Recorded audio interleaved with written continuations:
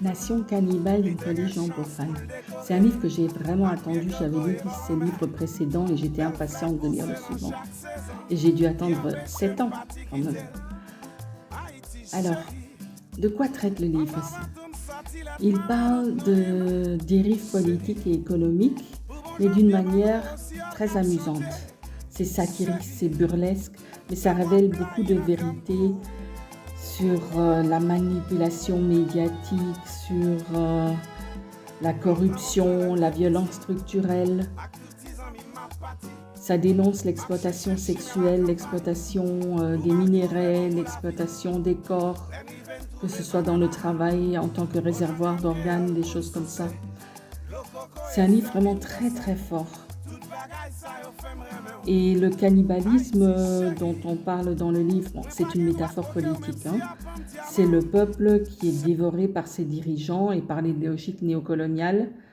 C'est la communauté internationale qui ne laisse même pas de pouvoir aux dirigeants. Dans certains cas, c'est vraiment pas à prendre au sens direct.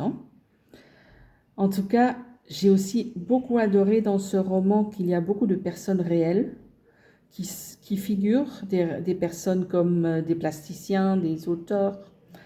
Un rôle très grand pour Freddy Tsimba qui fait des sculptures magnifiques.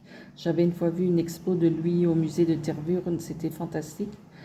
Mais il y a aussi beaucoup d'écrivains, des écrivains haïtiens, des Congolais, d'autre part, peu importe. Et puis il y a aussi des figures qui ne sont même pas des...